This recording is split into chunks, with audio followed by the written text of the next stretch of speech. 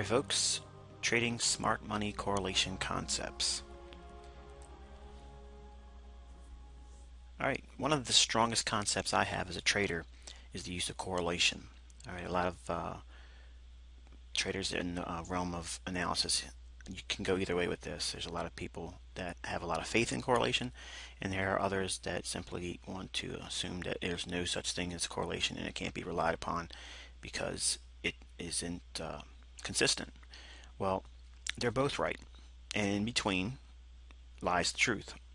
Correlation works all the time, and correlation sometimes breaks and cracks.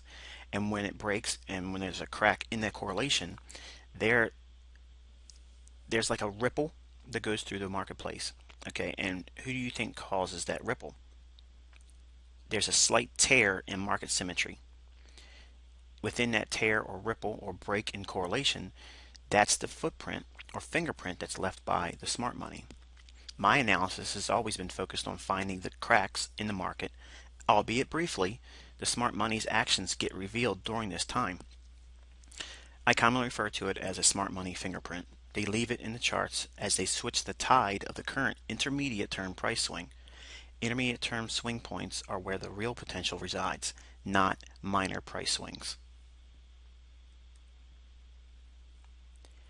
Alright, we're going to discuss the US dollar index smart money tool. Okay, much like trading stocks, it would be foolish not to consult the major market averages to determine the current market tone. So the same thing holds true for trading currencies, and the US dollar index is our reference point. If we see the US dollar rising, this translates into bearish foreign currency prices. Conversely, if we see the US dollar falling, this translates into bullish foreign currency prices. Now, by itself, that's rather simplistic. But if there's a time in price study that you notice that the dollar index fails to go higher, okay, and your foreign currencies fail to make lower lows, that's a crack in correlation. Because as the US dollar goes up, foreign currencies should be going down. If a foreign currency fails to go lower, making new lows, while the US dollar makes higher highs, that is a major fingerprint left by the smart money. That's when they are distributing and accumulating. Okay, let's look at a little greater detail. All right, here we have the US dollar index, going to be represented by the black line at the top here. And we're going to look at, we'll just use this green line as an example. Say it's the British pound USD or cable pair in the Forex market. Okay, price would be meandering around. The dollar would be trading down as the British pound is trading higher. Price makes a intermediate term or short term low in the marketplace on the US dollar index. At the same time, inverted correlated pair cable, which would be pound USD, it would be making a short-term or intermediate term high as noted here. And price trades down in the cable as the dollar rallies up a little. At some point, that low in the US dollar will be taken out. As price trades lower on the USDX, the cable, notice what has happened here. There's been a failure to make a higher high. Higher highs and higher lows, lower lows in the USDX versus higher highs in the cable. In other words, as the USDX makes lower lows for perfect market symmetry, there should be higher highs made in the cable or whatever currency pair you're trading in the Forex market, because there's an inverse correlation. Okay. Well, this right here is what I refer to as a USDX SMT divergence. Okay, US dollar index smart money tool divergence. This is like a crack in market symmetry. There's no longer a correlation. There's a break in it. So there's a tug of war between what's going to take place. Is the dollar going to continue to go lower, or is the cable going to continue to go higher? And that tug of war We don't need to know who's going to win that. Okay, we just look for that crack. So if we see this, okay, we are tipped off that there's a footprint now left on the market, and the fingerprint of the smart money is laying right there on the chart. And then we can do a whole lot with this, but let's build on it a little bit further. Eventually, when you see that crack or divergence, the dollar index will go northward and the foreign currency pairs will go lower. Okay, so now you know how to discern intermediate term price swings in the market. Now this can be reversed also. The green chart here could be representing the US dollar. I'm sorry, the cable, and the US dollar could be represented by the black lower line. Okay, and as the US dollar, okay, fails to make higher highs when the cable makes lower lows, okay, that is also a USDX SMT divergence, okay, because there's a crack in the correlation. Just like the major market averages should confirm themselves with trading stocks, well, we want to be seeing the highs confirmed with lower lows in the cable. In other words, if we have higher highs in the USDX, there must be lower lows in foreign currencies.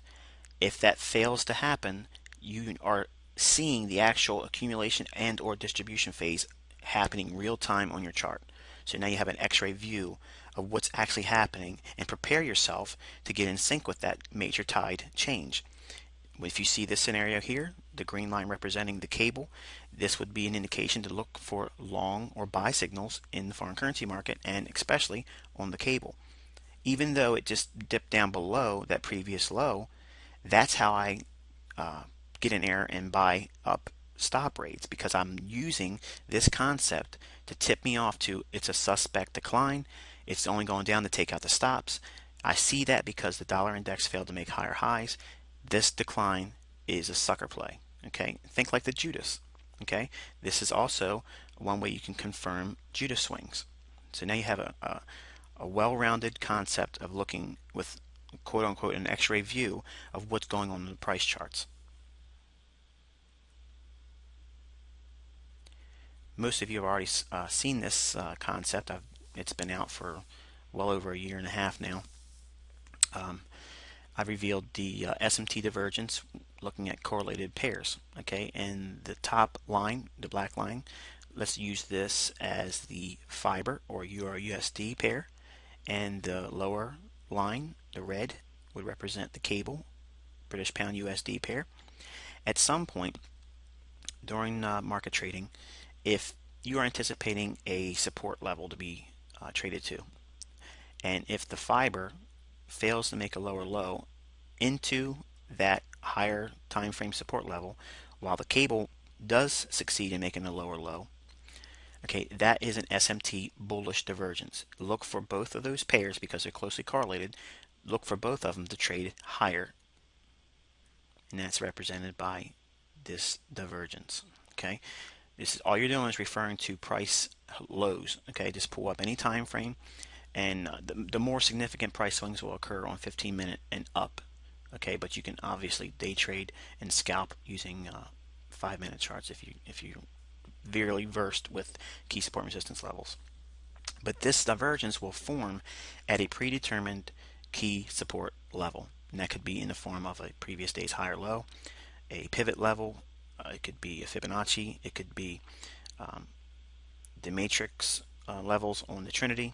Okay, anything that would be versed as a support level, okay, or a resistance broken then traded back down to as support, you're looking for this pattern to unfold to confirm your underlying premise that the market should rally. Okay, you're not looking every day just for this to occur, just to take a trade.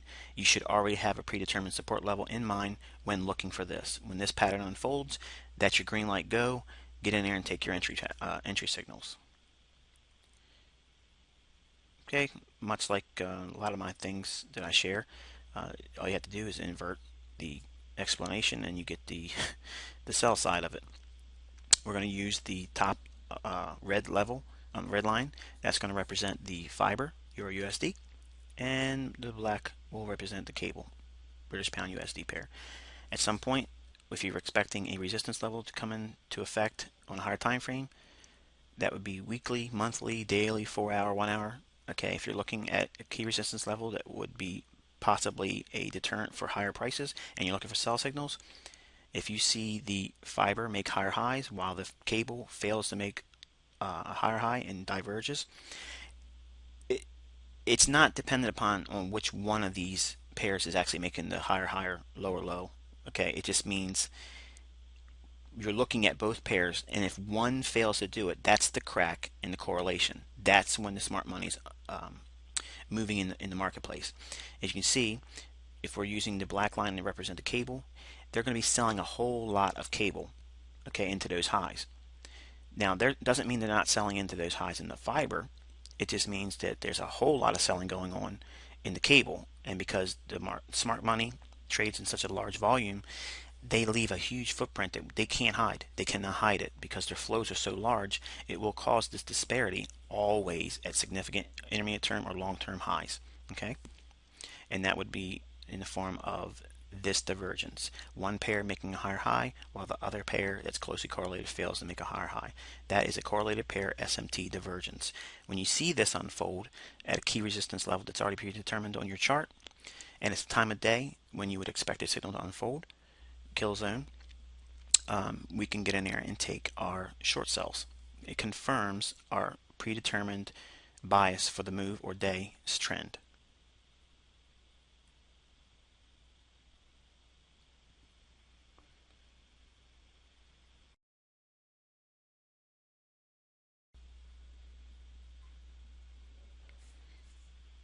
Okay, folks, we're going to look at an example of how we can use the concepts and ideas that were discussed on the earlier slides. And what we're looking at is the United States dollar index on the upper chart, and the lower chart is the cable British pound USD pair. And we have our charts trained on the first week of October of 2011. Okay, what I want you to note is there is a rally underway. Okay, this is a 1 hour chart on the dollar index and cable. Okay, price was rallying up here. All right, and then we made a intermediate term high in the marketplace. Notice at the same time there is an inverse correlation between the US dollar and the British pound, and you can see that unfolding here. But now here's what I want to tip off to you. There's going to be a crack at some point when there's a major turn in the marketplace. All right. Now, a major turn to me is 150 to 500 pips. Okay, that to me is something that is significant. That could be argued with other traders, but for me, because I am a swing trader, short-term trader by nature, that to me is a significant price change. Okay, so I'll leave that up to you to argue about whether or not it's significant or not. But for me, this is how I call intermediate term highs and lows in the marketplace before it's obvious in the chart and everybody's saying, wow, I wish I could have shorted back there or bought at that low. Notice the high here. It's directly diametrically opposed to the low formed in here. Okay? Do you see the crack?